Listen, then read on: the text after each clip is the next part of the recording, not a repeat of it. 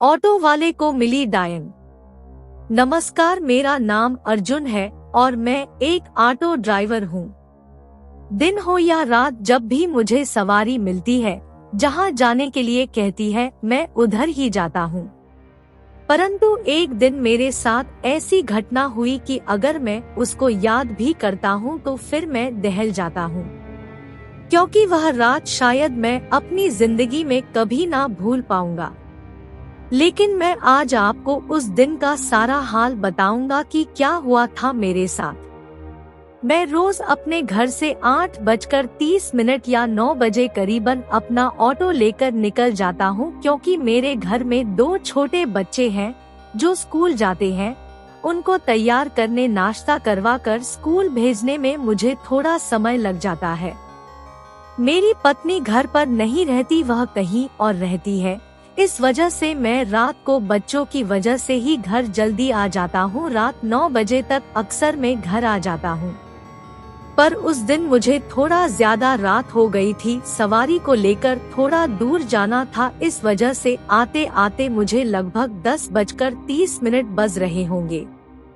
मैंने सोचा अब कहीं रुकना नहीं है, सीधा घर ही जाना है, तो मैं अच्छी तेज रफ्तार से ऑटो को चला रहा था।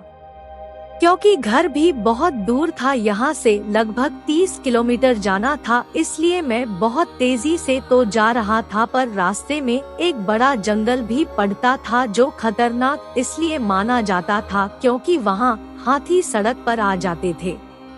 कई बार ऐसा होता है, उत्तराखंड के पहाड़ों के जंगल में अक्सर ऐसा हो ही जाता है। मैं इस समय ऋषिकेश डोईवाला के बीच में जो जंगल पड़ता है वहीं से होकर जा रहा था। अंधेरी रात थी और बहुत सुनसान सड़क थी। इस समय पर मुझे यही डर था कि कोई जंगली जानवर ना निकल जाए बाहर। जंगल काफी दूर तक फैला हुआ है। उस गहरे सन्नाटे में बस ऑटो की आवाज ही सुनाई दे रही थी। तभी ऑटो की लाइट पड़ी और अचानक मैंने देखा कि एक महिला बिल्कुल रोड पर खड़ी ऑटो को हाथ दे रही है। मैंने सोचा कि अंधेरी रात है और यह महिला यहाँ कैसे खड़ी है, लेकिन मेरा मन था कि चाहे कुछ भी हो जाए, लेकिन अब मैं ऑटो नहीं रुकूंगा और किसी भी सवारी को नहीं बैठाऊंगा। मुझे बस जल्दी घर जाना है, क्योंकि घर में बच्चे अकेले थे। तभी मैंने देखा कि वह महिला अचानक से रोड के बीचों बीच आ गई और मैं इतनी जल्दी अपना ऑटो रुक नहीं पाया और मैं अपनी रफ्तार से ऑटो को लेकर निकल गया। लेकिन मैं बहुत हैरान था क्योंकि वह महिला बिल्कुल बीच में आ गई, फिर भी मेरी गाड़ी ना उससे टकराई ना मुझे ऐसा भी कुछ महसूस हुआ कि कुछ भी मेरी गाड़ी के आगे आया हो। पर मैं भी गुस्से से बोला, मरना है क्या इस पागल औरत को।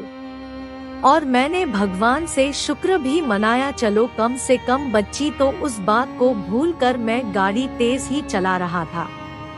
लेकिन मैं लगभग आधा किलोमीटर निकल गया होऊंगा कि मुझे ऐसा एहसास हुआ जैसे ऑटो में कोई बैठा है। मैंने सामने शीशे में देखा वही महिला जो अभी आधा किलोमीटर पहले हाथ दे रही थी, अब मेरे ऑटो में बैठी हुई है। उस महिला को अपने ऑटो में बैठे देख मैं बुरी तरह से डर चुका था और मैंने सोचा यह कैसे हो सकता है। मैंने चिल्लाते हुए कहा, तुम कब बैठी। उस महिला ने तुरंत जवाब देते हुए कहा, क्या भैया जी, आपने ही तो गाड़ी रोकी तब मैं बैठी हूँ, आपने ही तो बैठाया है मुझे। लेकिन मुझे पूरा विश्वास था क्योंकि मैंने तो गाड़ी नहीं रोकी है और ना ही मैंने इसको बैठने को कहा, तब यह बैठी कैसे, मैं सोच रहा था।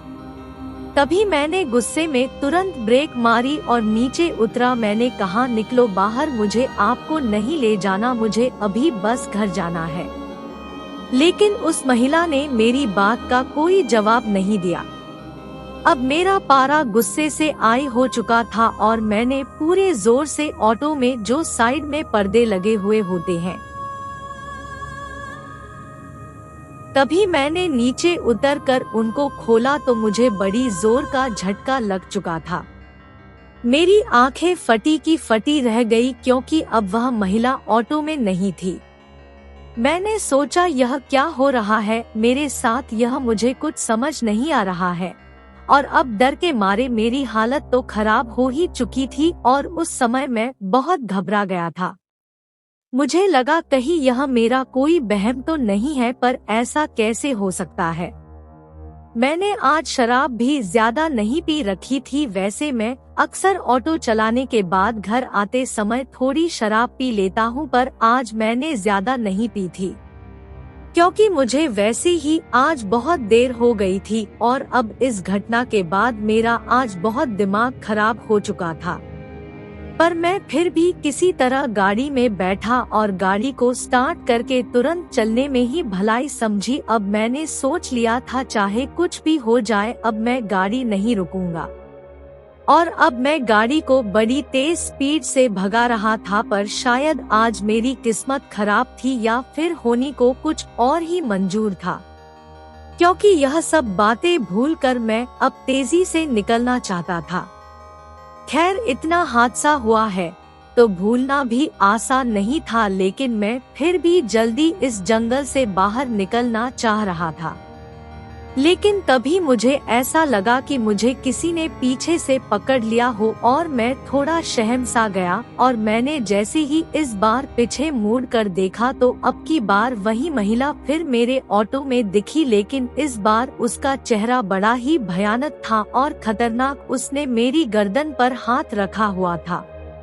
उसको देखकर मानो मेरी सांस ही रुक चुकी थी और उसने मुझसे बड़ी भयानक आवाज में कहा, क्यों भैया जी हमको नहीं ले जाओगे, हमको क्यों नहीं ले जाओगे, चलो कोई बात नहीं अब हम ले जाएंगे आपको, अब तुम चलोगे मेरे साथ। उस महिला का इतना ही कहना था, मेरे हलक से आवाज भी नहीं निकल पा रही थी। तभी वह महिला पीछे की तरफ बड़ी जोर से खींचने लगी। यह सब देखकर मैं अपने आप को संभाल नहीं पा रहा था। तभी मुझे ऐसा एहसास हुआ कि मेरी गाड़ी किसी चीज से बहुत तेज जाकर टकराई और अभी मेरी आंखों के आगे अंधेरा सा हो गया और जब मुझे होश आया तो मैं पास के ही जॉली ग्रांट हॉस्पिटल में था। मेरे सर पर 12 टांके लगे और अंदरूनी चोट भी लगी। मुझे डॉक्टरों ने बताया कि मुझे वन विभाग के पुलिस कर्मी यहाँ पर लेकर आए और उन्होंने यह भी बताया कि मेरी हालत बहुत गंभीर थी और मेरा ऑटो एक पेड़ से जा टकराया था। वह मुझे बेहोशी की हालत में हॉस्पिटल लेकर आए थे। अब मैं ठीक हूँ, लेकिन मैं अब उस हादसे के बाद मैं उस रास्ते से जाने में अभी भी बहुत घबराता हूँ। आपको यह स्टोरी पसंद आया तो हमें कमेंट करके बताएं और साथ ही हमारे चैनल को सब्सक्राइब करें और बेल आइकन भी दबा दें ताकि हमारे वीडियो के आने की नोटिफिकेशन आपको मिल सके।